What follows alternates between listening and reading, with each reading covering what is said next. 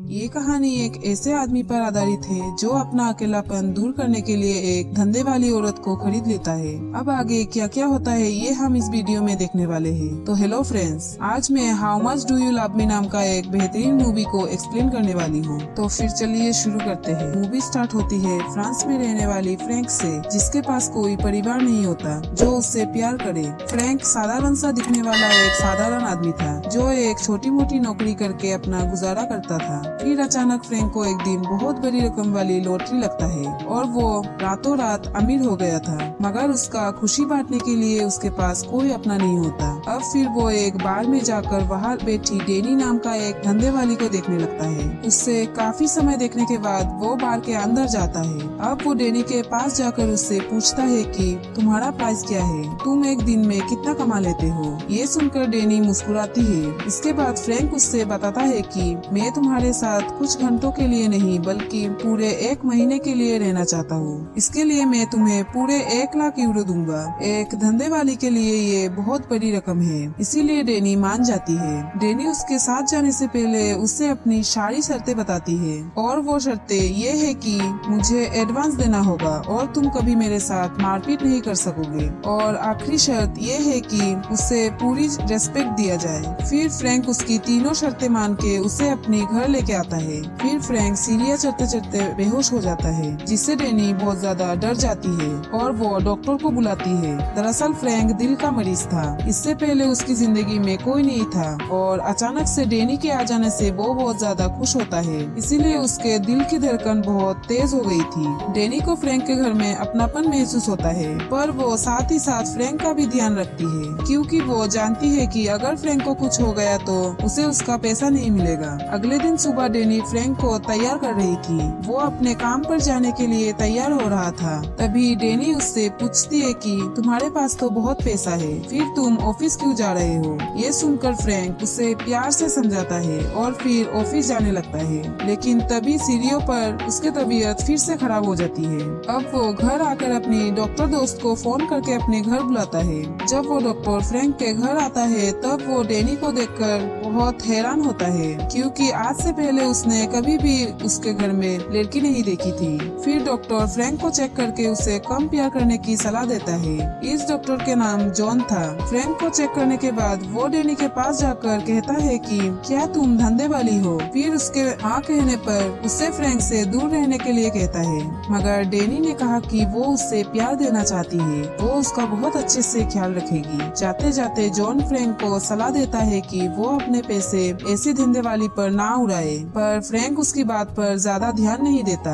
Frank डेनी के साथ बहुत घूमने फिरने लगा। दरअसल फ्रैंक को लग रहा था कि वो जल्द ही मरने वाला है, इसीलिए वो डेनी के साथ मजे कर रहा था। वो दोनों बहुत खुश रहने लगे थे और डेनी भी फ्रैंक का बहुत अच्छे से ख्याल रखने लगी थी, इसीलिए उसकी हालत अब पहले से ठीक होने लगी थी। फिर एक दिन जॉन फ्रैंक से मिलने उसकी घर आता है। वो उससे बताता है कि मैं एक लड़की से प्यार करने लगा हूँ। वो मेरे पड़ोस में ही रहती है, पर उसे कैंसर है और मैं ही उसका इलाज कर रहा हूँ। फिर कुछ दिन बाद फ्रैंक जॉन को फोन करके अपने घर बुलाता है, क्योंकि डेनी की तबीयत अचानक से खराब हो गई थी। जब जॉन डेनी को देखने उसके पास जाता है तब डेनी उसके साथ इंटीमेट होने की कोशिश करती है और अपने कपड़े खोल देती है। फिर जॉन डेनी को बिना कपड़ों के देख के उसकी दिल की धड़कन तेज हो गई थी और हार्ट अटैक होके उसका वहीं पर ही मौत हो जाता है। अगले दिन फ्रैंक जब जॉन की शोक सभा में जाता है तब उसे पता चलता है कि जिस लड़की से जॉन प्यार करता था उसकी तो 5 साल पहले ही मौत हो चुकी थी, पर जॉन उसे अपने ख्यालों में ही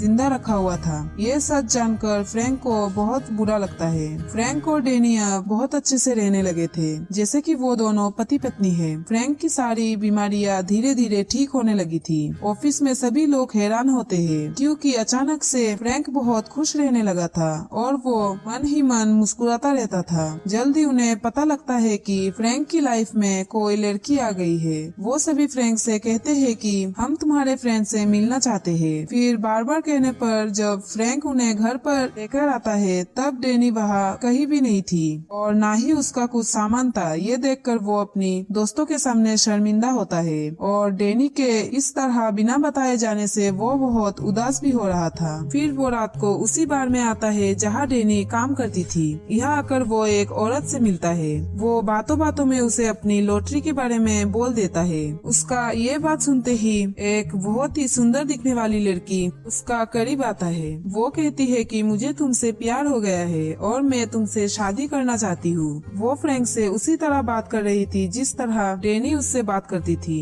लेकिन फ्रैंक उसकी तरफ जरा भी ध्यान नहीं देता क्योंकि वो तो यहाँ डैनी से मिलने आया था। थोड़ी देर बाद डैनी उसे मिलती है। वो उससे माफी मांगने लगती है और माफी मांगते हुए ये कहती है कि मुझे भूलकर तुम उस लड़की से शादी कर लो। मगर फ्रैंक ने कहा कि मुझे सिर्फ तुम चाहिए क्योंकि मैं तुमसे प्यार करने लगा हूँ और तुम्हारी जगह कोई और नहीं ले सकती। डैनी उससे बताती है कि मेरे दिल में कोई और है, मैं तुम्हारे साथ और नहीं रह सकती।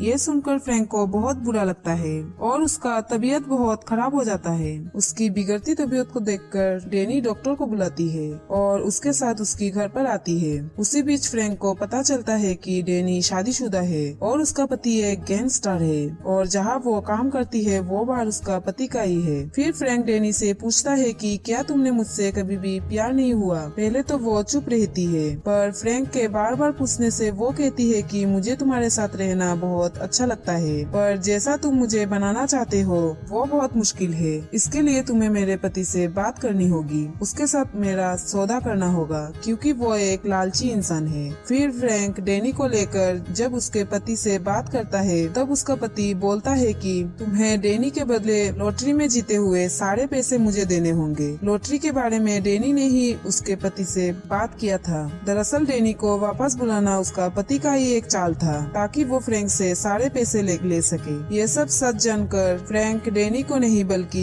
पैसों को चूज करता है और डैनी को अपनी पति के पास रहने को कहता है। फ्रैंक का फैसला सुनकर डैनी को बहुत गुस्सा आता है। उसे इस बात पर गुस्सा आता है कि उसने उसे छोड़कर पैसों को चुना। फिर फ्रैंक को गालियां देने के बाद वो अपनी पति के साथ चली जाती है, मगर इन दोनों के बीच रोज झगड़े होने लगे। एक दिन डैनी का पति उसके लिए 2 ग्राहक लेकर आते हैं ताकि डैनी के साथ वो लोग मजे कर सके, मगर डैनी मना कर देती है जिससे उसका पति नाराज हो जाता है और गुस्से में उसे गालियां देकर उससे घर से निकाल देता है। अब डैनी अपना सामान लेकर फ्रैंक के घर आती है। यहाँ आकर वो देखती है कि फ्रैंक अपने पड़ोसन के साथ मजे कर रहा था, मगर डैनी को ये देखकर कोई फर्क नहीं पड़ता। वो अच्छी तरीके से जानती थी कि अगर फ्रैंक भी उसे छोड़ देता तो वो भी किसी और के साथ रहने लगती। डैनी फ्रैंक को बताती है कि मैं सच में तुमसे प्यार करने लगी हूँ। इस बार मैं पैसों के लिए तुम्हारे पास नहीं आई बल्कि अपनी पति को छोड़कर हमेशा हमेशा के लिए तुम्हारे होने आई हूँ। ये सुनकर फ्रैंक उसे माफ कर देता है और उसे अपने साथ रहने देता है। फ्रैंक पहले 2 हफ्तों से अपने काम पर भी नहीं गया था। इसके कारण उसके ऑफिस वाले उससे मिलने उसके घर आ जाते हैं, जहाँ डैनी उनका स्वागत करती है।